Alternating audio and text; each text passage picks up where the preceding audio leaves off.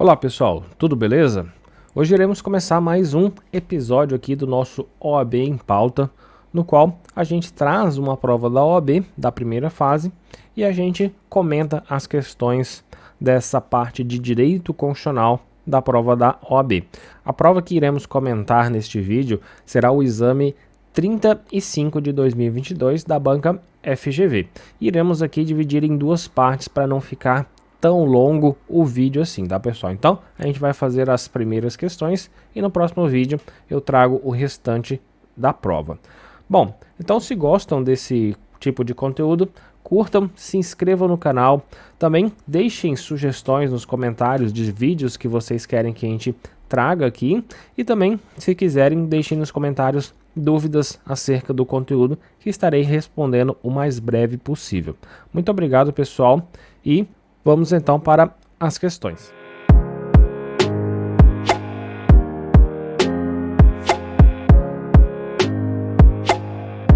Bom, pessoal, então vamos lá, nossa primeira questão do exame da OAB unificado 35, primeira fase, direito constitucional. Então vamos à primeira questão. Diante do desafio de promover maior proteção às florestas, à fauna e à flora, reiteradamente atingidas por incêndios e desmatamentos, organizações não governamentais resolvem provocar o poder público, a fim de que sejam adotadas providências concretas para a manutenção do equilíbrio climático.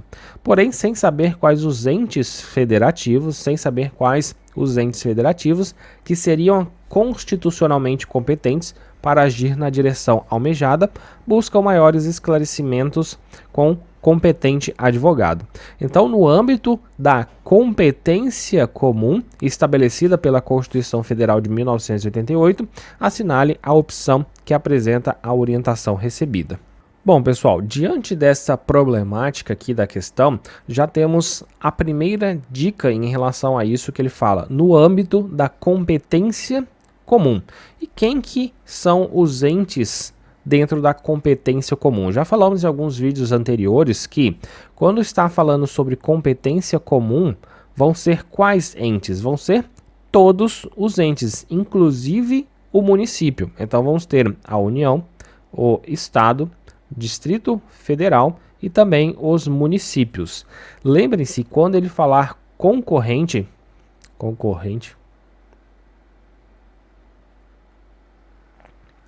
aqui vamos ter somente a União, Estados e Distrito Federal, tá? Distrito Federal. Não vai ser incluído na concorrente o município. Lembrem-se muito bem, quando fala competência comum, lembrem-se que termina em M. Então, já podemos lembrar aqui de município, tá? Então, essa é a primeira ideia aqui na nossa questão, né? Que a gente pode pescar aqui pelo enunciado. Também vamos falar sobre prover maior proteção às florestas, fauna e também à flora. E qual que é o artigo que fala sobre essa parte da competência comum de estabelecer de promover, melhor dizendo, a maior proteção às florestas, à fauna e também à flora? Vamos ter o artigo 23 da nossa Constituição no inciso 7 da Constituição. Vamos lá dar uma olhada nesse inciso. Bom, então temos aqui artigo 23, é competência comum da União, dos Estados, do Distrito Federal e também dos municípios. Vamos lá no inciso 7, que a gente tem aqui, preservar as florestas, a fauna e a flora. Aqui, competência comum é da União, Estados, Distrito Federal e dos municípios. Vamos ter aqui no inciso 7, vamos ter preservar as florestas, a fauna e a flora. Vamos voltar aqui na nossa questão, então.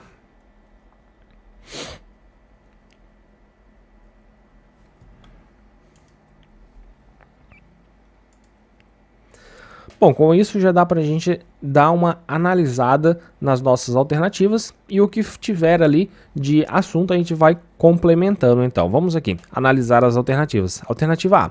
A União deve atuar legislando privativamente a respeito da referida proteção, sendo que aos demais entes federativos restará tão somente cumprir as normas editadas pela União, sem que possam suplementá-las. Bom, a gente viu aqui que competência comum, o atuante, neste caso, é a União, Estados, Distrito Federal e também os municípios. Então, aqui não é um dever da União legislar privativamente, tá? Não tem esse privativamente, porque é uma competência comum, tá? Então, não vai legislar privativamente. Então, a A já está errada. Letra B. A União, os estados, o Distrito Federal e os municípios, olha, tá correta, são todos competentes para promover a referida proteção, sendo os entes dessa cooperação fixados em legislação primária, conduzida pelo Congresso Nacional, com quórum de aprovação de maioria absoluta, né? Está corretíssima aqui a nossa alternativa B, como a gente falou, tá? Como a gente falou, é de competência comum. E quando fala de competência comum, é da União, Estados, Distrito Federal e também dos municípios. Não se esqueçam, comum e concorrente, tá? Comum, vamos ter o município, a concorrente, não, tá? Seguindo as outras alternativas, vamos dar uma analisada. Letra C. A União e os estados dividirão com exclusividade, ó, já errando aqui, né, as responsabilidades inerentes à produção das normas e atuação administrativa, tendo por pressuposto o fato de ter o Constituinte Originário Brasileiro, a Constituição de 88, adotado uma típica federação de segundo grau, né? Tá erradíssima essa alternativa C aqui. Tá, pessoal? Então vamos partir para a alternativa D. A referida proteção é uma tarefa precípua, tá? Precípua da União. Não é principalmente da União, né? Não é uma atividade aqui inerente da União. A gente viu que é uma competência comum da União, dos Estados, Distrito Federal e também municípios, podendo o Presidente da República, seguindo aqui na alternativa D, no uso das suas atribuições constitucionais, se considerar conveniente delegar tarefas específicas aos Estados, Distrito Federal e também aos municípios, né? Tá bem erradíssima aqui essa alternativa D. Então, a gente tem como o gabarito da questão número 1 a letra B. Mas aqui vamos pontuar algumas coisas a mais nessa questão, né, para a gente aprofundar ainda mais o nosso conhecimento nessa parte. Primeiramente, vamos ter aqui, deixa eu mudar aqui o nosso slide. Vamos ter aqui, quando a gente fala sobre competência, deixa eu colocar aqui, quando a gente fala sobre competência, vamos ter competência exclusiva, competência comum. Peraí, deixa eu, para não confundir. Também vamos ter a competência comum. Depois vamos ter a competência privativa. E por fim a concorrente.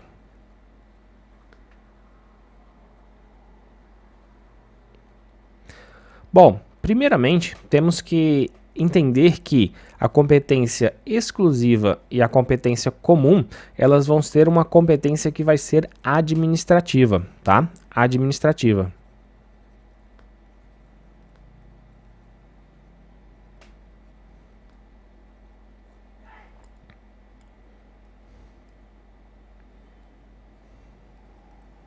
Já a competência privativa e a competência concorrente, ela vai ser uma competência legislativa, tá? Legislativa. O que isso quer dizer? Na administrativa, vamos ter a execução de determinadas políticas públicas, por exemplo, para a efetuação daquela norma. Por exemplo, colocamos na nossa questão agora, que é competência comum da União, dos Estados, do Distrito Federal e dos municípios preservar as florestas, a fauna e também a flora. Então, eles vão fazer de tudo aqui para poder preservar, né?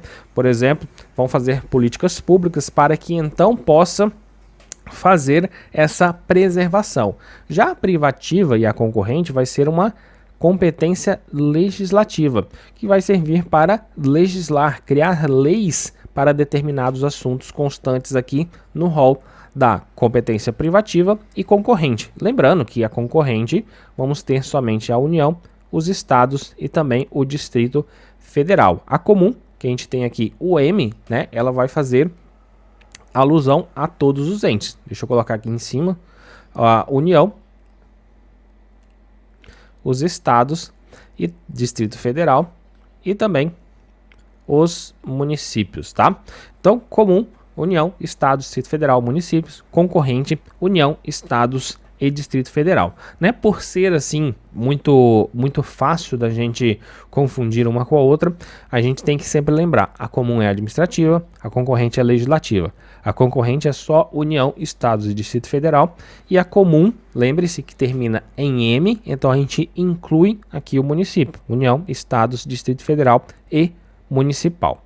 Bom, então voltando aqui na nossa questão para a gente analisar um pouco mais aprofundado, vamos ter que a União, os estados, Distrito Federal e também os municípios são todos competentes para promover a referida proteção, né? Que a gente falou aqui, sendo os termos dessa cooperação fixados em legislação primária. O que quer dizer legislação primária? Vão ser as normas jurídicas que vão derivar da nossa Constituição. Nisso, a gente tem o artigo 59 da Constituição que fala sobre essas normas jurídicas. Então, vamos lá para a nossa Constituição. Bom, então a gente tem aqui no artigo 59 da Constituição que vai dizer o seguinte: o processo legislativo compreende a elaboração de. Então, todos esses incisos aqui serão legislações primárias concedidas aqui pela nossa Constituição. Então, vamos ter as emendas da Constituição, leis complementares, leis ordinárias, leis delegadas, medidas provisórias, decretos legislativos e também as resoluções. Então, quando falar em legislação primária, lembrem-se desse artigo 59 da Constituição, e todas essas espécies de normas jurídicas são consideradas legislações primárias, porque derivam diretamente da nossa Constituição. Assim, a outra parte que falta aqui na nossa alternativa diz ser produzida pelo Congresso Nacional com o quórum de aprovação de maioria absoluta. Então, por que seria essa parte aqui que fala sobre o quórum de aprovação de maioria absoluta? Como a gente sabe que essa parte é aprovada, né? Essa parte da preservação que consta no inciso 7 do artigo 23 da Constituição, fala que esse quórum de aprovação será de maioria absoluta. Por quê? Porque, pessoal, quando a gente tem aqui no nosso artigo 23, que fala competência comum da União, dos Estados, do Distrito Federal e dos municípios, aí tem o inciso 7, preservar as florestas e a fauna e a flora. Vamos ter lá no parágrafo único desse artigo, que diz o seguinte: leis complementares fixarão normas para cooperação entre a União e os Estados, Distrito Federal e os municípios, tendo em vista o equilíbrio do desenvolvimento e do bem-estar do âmbito nacional. Então, leis complementares. Aqui ele já fala que as leis complementares, elas que fixarão as normas para a cooperação entre esses entes da federação. E as leis complementares, elas são aprovadas pelo quórum de maioria absoluta, igual está aqui na nossa questão. Voltando aqui, a gente tem que o Congresso Nacional com quórum de aprovação de maioria absoluta, tá?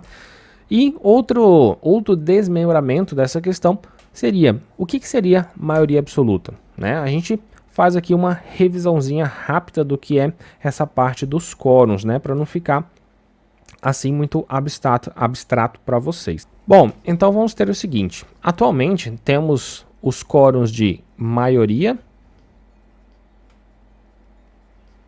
absoluta, também vamos ter o de maioria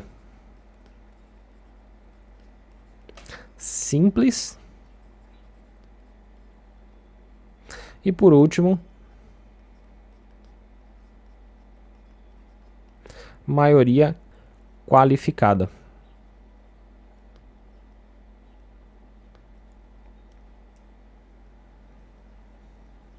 E o que seria cada um destes quórums? Bom, primeiramente a gente tem aqui da maioria absoluta. A maioria absoluta, ela é o primeiro número inteiro superior à metade. Então vamos ter aqui que a maioria absoluta, ela é o primeiro número inteiro superior à metade. Lembrem-se muito bem que na maioria absoluta, o conceito não é o de dizer que a maioria absoluta é a metade mais 1. Não, esse conceito ele está errado. Aqui a gente tem que lembrar que é o primeiro número inteiro superior à metade. Vamos aqui, por exemplo, que vai ficar um pouco mais fácil da gente entender. Bom, vamos pegar aqui o Senado Federal. O Senado Federal ele é composto por 81 senadores, tá? 81 senadores. E a metade de 81 vai ser 40,5. E usando o conceito de maioria absoluta, quer dizer que é o primeiro número inteiro superior à metade. E qual que é o próximo número inteiro aqui? O próximo número inteiro aqui é 41. Então, este daqui é o quórum da maioria absoluta, 41. Lembrando que, vamos colocar aqui o conceito que muita gente fala que é errado, tá? Vamos colocar aqui, ó. Muita gente fala que a maioria absoluta é a metade mais 1. Então, usando o mesmo exemplo aqui dos senadores, vamos ter 81 senadores, a metade é 40,5. Se a gente somar mais 1, vai dar 41,5. Eu sei que às vezes a gente pode pensar diretamente que maioria mais 1, né? A metade mais 1. Só que neste cálculo fica errado, tá, pessoal?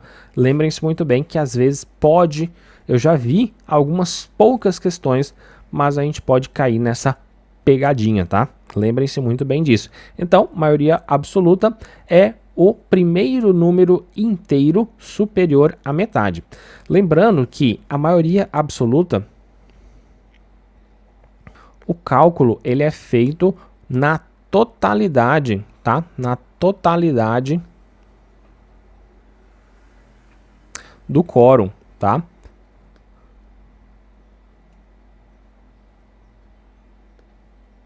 Então, se temos ali 81 senadores, vamos fazer a metade de 81, tá?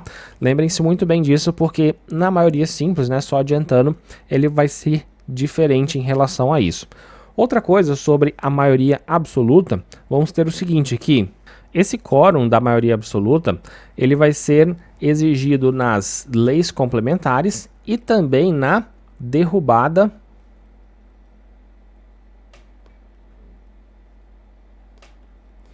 de veto presidencial.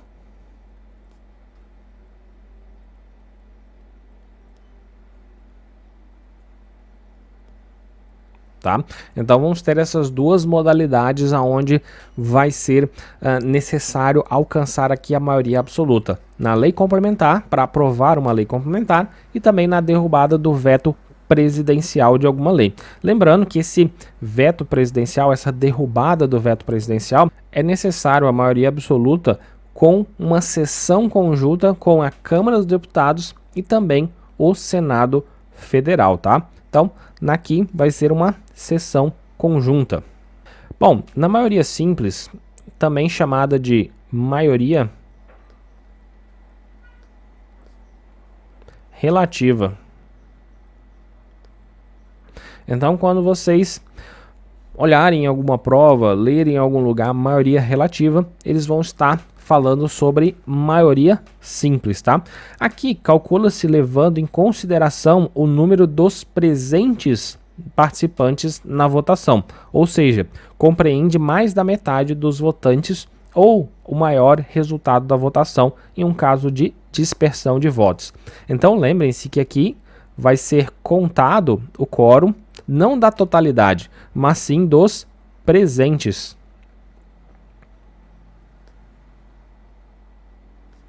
Na votação. Deixa eu arrumar aqui. Na votação.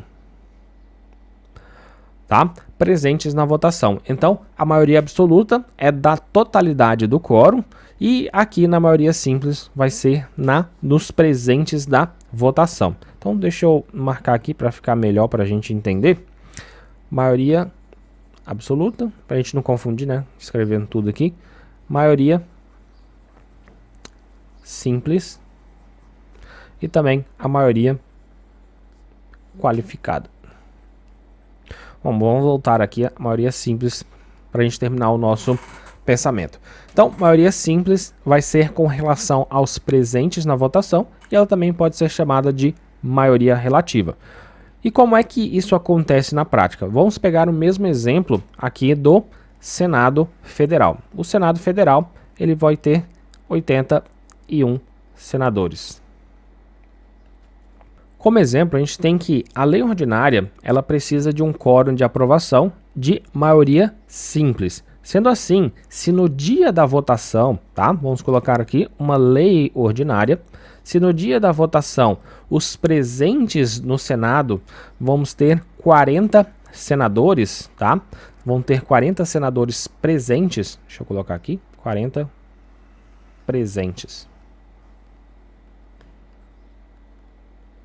Qual que seria aqui o quórum de aprovação dessa lei ordinária que precisa de maioria simples? A gente aqui vai ter que somente chegar em 21 votos, tá? Porque é a metade, né? Um valor superior à metade. Então vamos ter aqui 21, 22, 23, né? Então pode ter até 40 que são os presentes. Então lembrem-se dessa diferença. Perceba a diferença entre aprovar uma lei com maioria absoluta e uma lei com maioria simples. A maioria simples ela vai depender dos presentes na votação. Já a maioria absoluta vai contar com a totalidade das pessoas do quórum. Então, se na maioria absoluta vamos ter que alcançar um quórum de 41 senadores, já na maioria simples isso vai depender dos presentes na votação. Aqui no nosso exemplo, para passar uma lei ordinária, colocamos que estava presente 40 senadores. Logo, o quórum de aprovação desta lei vai ser de 21 ou mais, né? 21 é o número mínimo para aprovar aqui. Então percebam a diferença. Nessa parte da maioria simples, vamos ter que são necessários para ser aprovados com maioria simples a lei ordinária. Também vamos ter os decretos legislativos, resoluções. Vou colocar resol aqui, tá? Resoluções. E também vamos ter medida provisória. Medida provisória aqui também pode ser aprovado aqui com maioria simples. Então, os que vão ser aprovados com maioria simples, lei ordinária, decretos legislativos, resolução e também medida provisória. No entanto, ressalta-se que a medida provisória ela também pode ser aprovada por uma votação simbólica, né? Só colocar aqui para a gente ficar com essa observação, que ela pode ser aprovada com uma votação simbólica também, a medida provisória.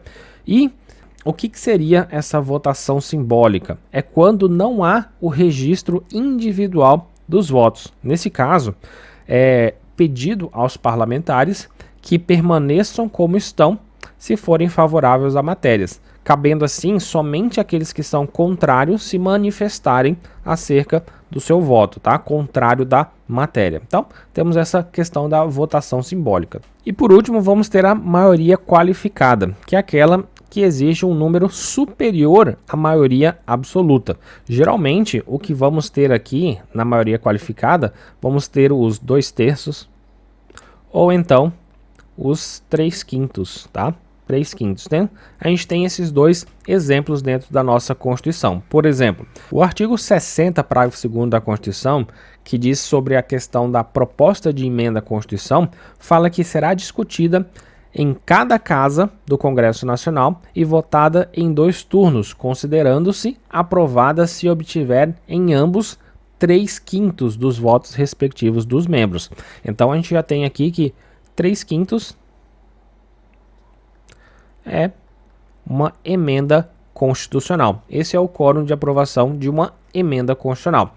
Já o artigo 86 da Constituição prevê que a acusação contra o presidente da República por crime de responsabilidade será admitida por 2/3 da Câmara dos Deputados. Então, 2/3, vamos ter a questão do acusação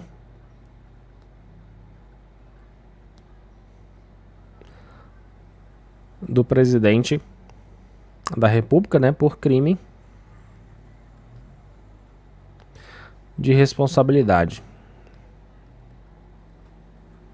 Tá? Então aqui a gente vai ter um outro quórum diferenciado, que é o de 2/3, tá? Por acusação da prática de crime de responsabilidade por parte do presidente da República, e esse quórum é feito pela Câmara dos Deputados. Bom, pessoal, nesse caso aqui da maioria qualificada, para a gente chegar no valor da maioria, vamos ter que fazer a seguinte conta.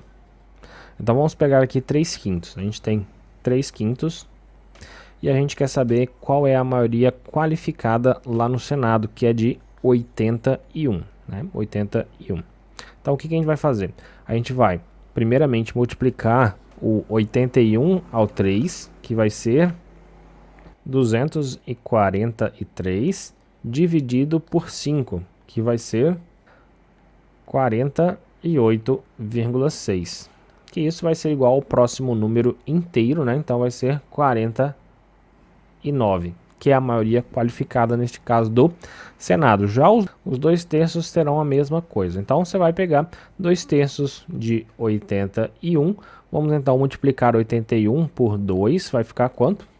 162, e divide esse número por 3, que vai ser 54.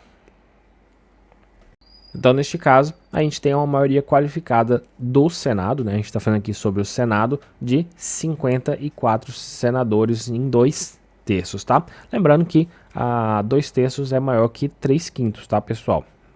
Lembrem-se bem, porque olha a diferença da conta. Eu já vi uma questão de uma prova falando sobre essa diferença, tá? E muita gente cai nessa pegadinha achando que 3/5 é um quórum maior do que 2/3, porque percebam o seguinte, né? É só fazer um parênteses em relação a essa questão que eu lembrei agora. Vamos pegar um círculo e dividir ele em 5 partes. A gente tem aqui 4, a gente coloca aqui mais uma. A gente tem 5 partes aqui desse círculo. Então, o que a gente faz? São 3/5, então são 3 partes, né? Vamos pintar aqui. Vão ser 3 partes de 5. Então, a gente tem sobrando 2. Vamos fazer o mesmo círculo, dividir em 3, que é o que a gente fala ali, né? De 2/3. O que a gente tem aqui? A gente tem 1, 2, 3. E a gente tem 2 partes pintadas. Aqui só sobrou uma parte e aqui sobrou 2. Logo, a gente tem que um número de 2/3 é maior do que um de 3/5, porque não completou todo o círculo e aqui só falta um para completar. Então percebam essa lógica nessa parte. Então a gente entrou numa parte mais matemática aqui, né, como vocês podem ver, mas é só porque eu lembrei dessas questões e é interessante, né? Uma questão faz muita diferença no resultado da prova, tá, pessoal? Então, depois dessa pequena explicação em relação a essa parte da maioria absoluta, maioria simples e também qualificada, que eu fiz questão da gente rever isso aqui, porque às vezes a gente passa batido nisso nas provas, algumas vezes a gente erra algumas questões porque não lembra direitinho as definições, então fiz questão da gente analisar de novo sobre isso daqui. E lembrem-se muito bem, né, dessa parte final dos 2/3 e 3/5. 2/3 é maior que 3/5, tá? Voltando aqui para a nossa questão, lendo novamente, aqui a nossa assertiva correta, a gente tem que a União, os estados, o Distrito Federal e os municípios, né, da competência comum, são todos competentes para promover a referida proteção, sendo os termos desta cooperação fixados em legislação primária. Legislação primária, esta neste caso, que é a lei complementar que a gente acabou de ver lá no artigo 59 da nossa Constituição, produzida pelo Congresso Nacional, Câmara dos Deputados mais Senado Federal, o quórum de aprovação de maioria absoluta, tá? Maioria absoluta. Então, questão 1, gabarito, letra B. Seguindo, questão 2, diz o seguinte: um agente público federal, em entrevista a jornal de grande circulação, expressou a sua insatisfação com o baixo índice de desenvolvimento econômico e social de aproximadamente 25% do amplo território ocupado pelo estado Alfa, mais precisamente da parte sul do estado. Por entender que a autoridade estadual não possui os recursos necessários para implementar políticas que desenvolvam essa região, afirma que faz parte da agenda do governo federal transformar a referida área em território federal, tá? Território federal. O governador de Alfa, preocupado com o teor do pronunciamento, solicita que os procuradores do Estado informem se tal medida é possível, segundo os parâmetros estabelecidos na Constituição Federal de 88.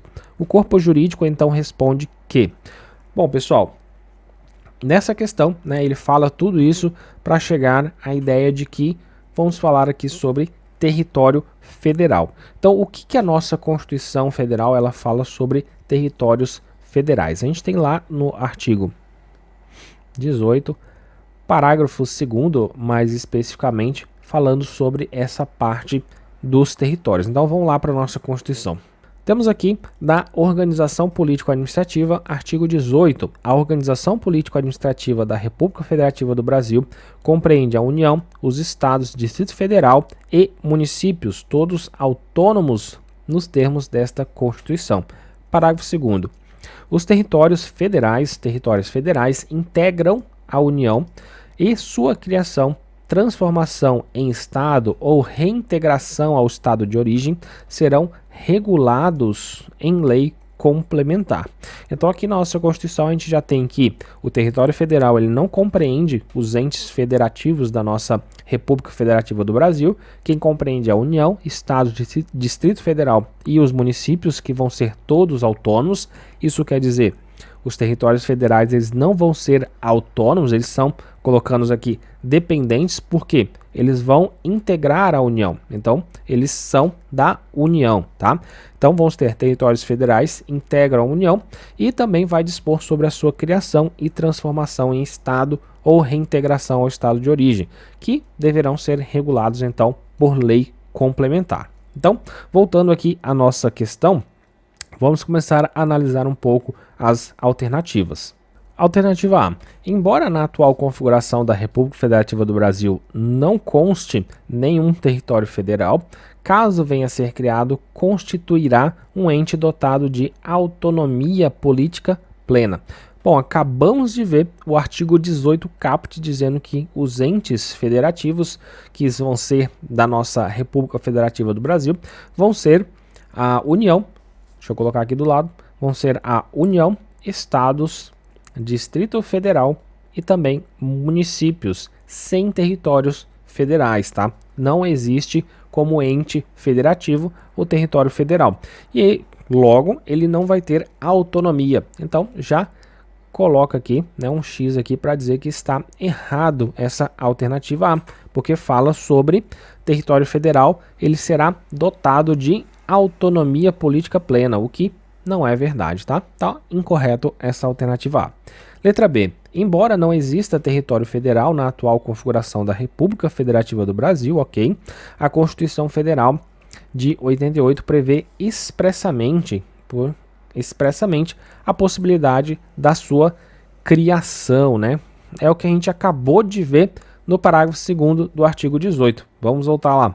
Temos aqui o artigo 18, parágrafo 2º. Os territórios federais integram a União e sua criação, transformação em Estado ou reintegração ao Estado de origem serão regulados em lei complementar. Então, temos aqui expressamente colocado na nossa Constituição territórios federais sobre a sua criação, né? Então, voltando aqui para nossa questão. Então, vamos ter aqui a letra B como sendo a alternativa correta já. Vamos analisar as próximas. Letra C. Em respeito ao princípio da autonomia estadual, somente seria possível a criação de território pelo governador de Alfa, a quem caberia a responsabilidade pela gestão, né? A quem caberia a responsabilidade pela gestão. A gente viu lá no artigo 18, parágrafo 2º, que o território federal ele vai integrar a União. Logo, quem vai ter essa responsabilidade pela gestão é a União, que vai delegar ali, vai nomear, melhor dizendo, um governador para que este então faça essa gestão do território federal, tá? Então está errado aqui a letra C. Letra D, ainda que o Brasil já tenha tido territórios federais, a Constituição Federal não prevê tal modalidade, o que afasta a possibilidade da sua criação. A gente percebeu agora, analisando o artigo 18, que ele fala expressamente sobre territórios federais e a sua criação, né? Sobre a sua criação. Ainda nisso, para a gente aprofundar um pouco mais, a gente tem o artigo 33. Deixa eu colocar aqui, deixa eu apagar isso aqui e colocar aqui do ladinho artigo 33 da nossa Constituição, que vai falar especificamente sobre territórios federais. Vamos lá na nossa Constituição dar uma olhada nesse artigo. Bom, pessoal, então temos aqui seção 2 dos territórios, né? Vai falar aqui do artigo 33. A lei disporá sobre organização administrativa e judiciária dos territórios. Quando fala aqui sozinho a lei disporá, a lei entende-se aqui como lei ordinária, tá, pessoal? Lei disporá sobre organização administrativa e judiciária dos territórios. Parágrafo 1º. Os territórios poderão ser divididos em municípios aos quais se aplicará no que couber o disposto no capítulo 4 deste título, né, que vai falar sobre municípios. Esse capítulo 4 fala sobre municípios. Parágrafo 2º. As contas do governador do território serão submetidas ao Congresso Nacional com parecer prévio do Tribunal de Contas da União. E parágrafo 3º, nos territórios federais com mais de 100 mil habitantes, além do governador nomeado na forma desta Constituição, haverá órgãos judiciários de primeira e segunda instância, membros do Ministério Público e defensores públicos federais. A lei disporá sobre eleições da Câmara Territorial e a sua competência deliberativa. Então, feito essas observações, os territórios eles vão ter natureza jurídica de autarquia territorial, não passam de uma simples divisão administrativa da União, porque vão integrar a União, podem ser definidos como descentralização administrativa da União, pois não desfrutam da capacidade de autogoverno. Tanto é que, como falamos agora há pouco, o seu governador ele será nomeado pelo presidente da República após aprovação do Senado Federal. E também, como vimos, as contas do governador do território serão submetidas ao Congresso Nacional com parecer prévio do Tribunal de Contas da União. Então, voltando aqui para a nossa questão, temos que a questão 2, o gabarito é a letra B, que diz: embora não exista território federal na atual configuração da República Federativa do Brasil, o que está correto, a Constituição Federal de 88 prevê expressamente, né, está lá escrito na Constituição, a possibilidade de sua criação. Artigo 18, parágrafo 2º da Constituição. Informações adicionais sobre o tema a gente tem lá no artigo 33 da Constituição, que fala sobre territórios federais.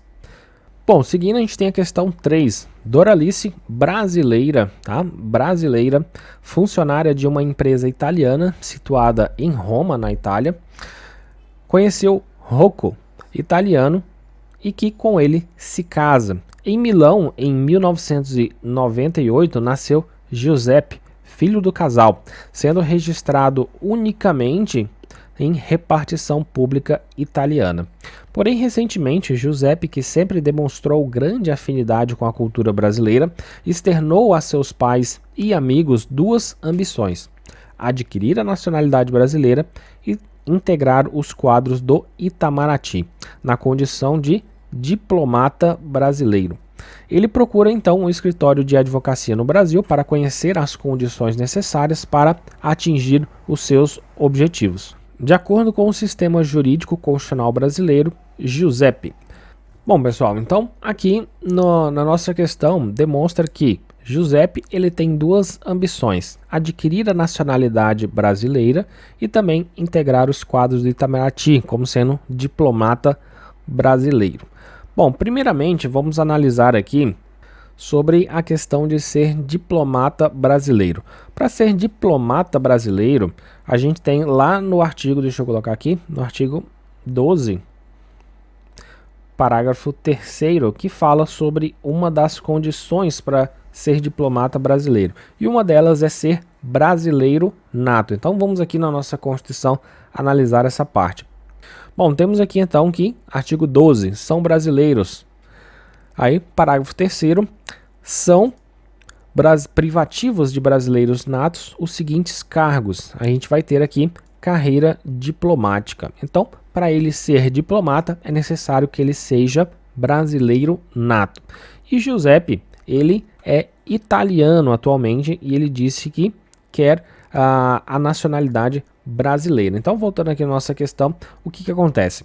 Giuseppe, ele é filho de mãe brasileira e pai italiano.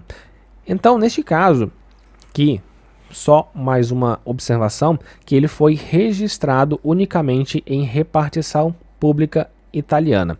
Então, neste caso, Giuseppe, ele pode adquirir a nacionalidade brasileira. E qual seria o seu status perante a nossa República Federativa do Brasil? Ele seria brasileiro nato ou naturalizado? Neste caso, vamos ter o artigo 12, inciso 1, a linha C da nossa Constituição, que vai falar sobre o caso do Giuseppe. Vamos voltar ali para a nossa Constituição.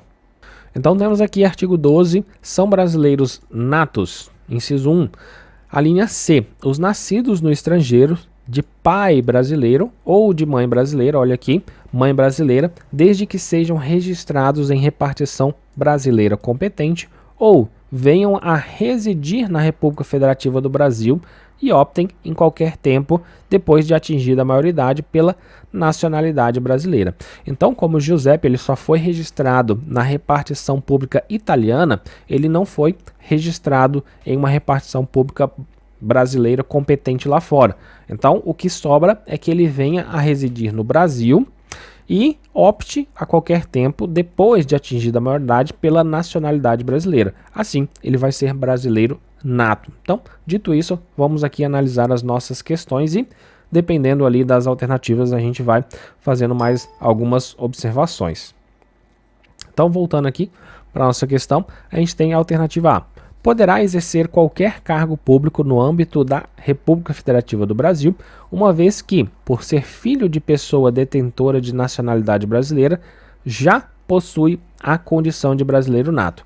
Lembra que a gente falou agora há pouco, ali em relação ao artigo 12, inciso 1, a linha C, que ele foi registrado unicamente em repartição pública italiana, quer dizer. Então, quer dizer aqui que ele não é brasileiro nato ainda. Ele precisa vir para o Brasil, residir no Brasil e optar então pela nacionalidade brasileira, tá? Então, aqui já está errado porque ele não possui assim automaticamente a condição de brasileiro nato, tá? Ele precisa pedir aqui, né, neste caso. Então, está errada a alternativa A. Letra B. Poderá atingir o seu objetivo de ser diplomata brasileiro caso lhe seja reconhecida a condição de brasileiro nato, status que somente será alcançado se vier a residir no Brasil e optar pela nacionalidade brasileira, né? Perfeito, é o que a gente falou até agora. Ele vindo residir no Brasil e optar pela nacionalidade brasileira, ele se torna brasileiro nato. Aí sim, ele pode assim atingir o seu objetivo de ser diplomata brasileiro, porque é um cargo de privativo para brasileiro nato, tá? Então temos aqui a alternativa correta, a letra B. Letra C. Poderá adquirir a nacionalidade brasileira na condição de brasileiro naturalizado, né? Já está errado aqui de cara. E assim seguir a sua carreira diplomática também está errado, porque é necessário que seja brasileiro nato, pois a Constituição veda qualquer distinção entre brasileiros natos, né? O que não é verdade aqui. A Constituição ela faz essa distinção. Somente a Constituição, né? Lei infraconstitucional não pode fazer essa distinção, tá, pessoal? Então, letra C totalmente errada. Letra D.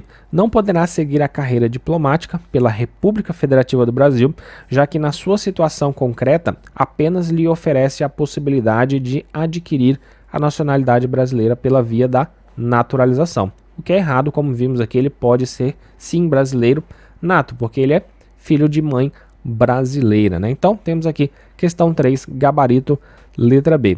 Só indo aqui na Constituição para a gente fazer algumas observações em relação a essa parte de brasileiro nato, tá, pessoal? Vamos ali na nossa Constituição.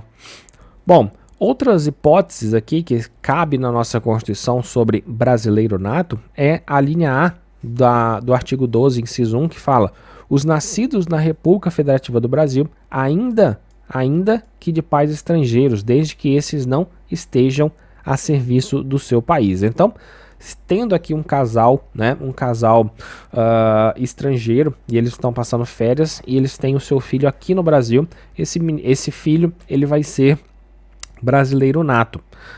Porém, percebam aqui no final que se esse casal ele estiver no Brasil a serviço do seu país, se nascer o filho deles aqui no nosso território, ele não será então brasileiro nato. Eles têm que não estar a serviço do seu país para que possa então ser brasileiro nato.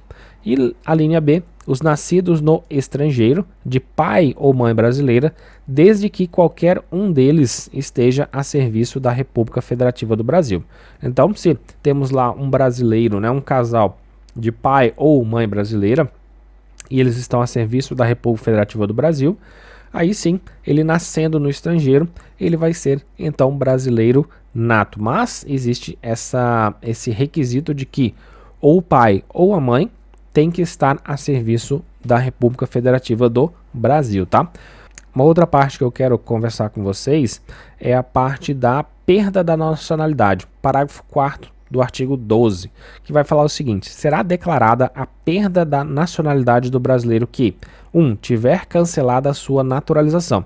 Então aqui fala sobre brasileiro naturalizado. E ele pode perder a sua naturalização por sentença judicial em virtude de atividade nociva ao interesse nacional. Já o inciso 2 vai falar sobre o brasileiro nato. O brasileiro nato ele também pode perder a sua nacionalidade nesta única hipótese, tá? De adquirir outra nacionalidade. Se ele adquirir outra nacionalidade, ele estará perdendo a sua nacionalidade brasileira.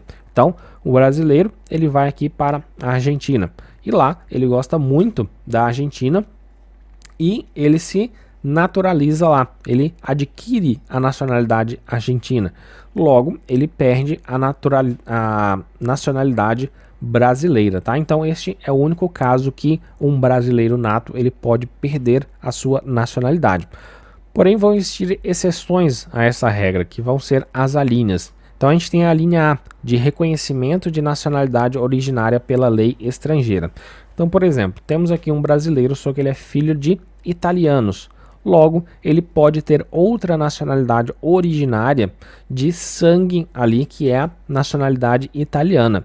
Então, se ele requerer a sua nacionalidade italiana, ele não vai perder a nacionalidade brasileira, tá? E a segunda hipótese, que é a linha B, vamos ter de imposição de naturalização pela norma estrangeira ao brasileiro residente em estado estrangeiro como condição de permanência em seu território ou então para o exercício dos direitos civis.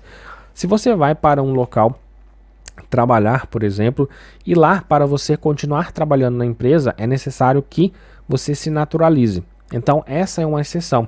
Um exemplo muito prático disso, por exemplo, é os jogadores de futebol, que eles vão para outros países, se naturalizam lá e eles ainda mantêm a sua nacionalidade brasileira. Por quê? Isso foi uma imposição de naturalização para permanência no seu território ou, no caso, de exercício dos direitos civis, tá, pessoal? Então, temos aqui essas duas exceções no caso de perda de nacionalidade brasileiro nato, tá?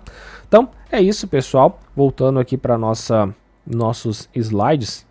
Vamos fechar então essa primeira parte aqui do OAB em pauta sobre o exame 35 da OAB, as 3 primeiras questões, depois a gente termina numa segunda parte. Então, muito obrigado, pessoal. Se gostam desse tipo de conteúdo, se inscrevam no canal, curtam o vídeo, deixem nos comentários sugestões de próximos vídeos que vocês queiram assistir e também deixem nos comentários dúvidas acerca do nosso conteúdo, que estarei respondendo o mais breve possível. Então, muito obrigado, até a próxima, tchau!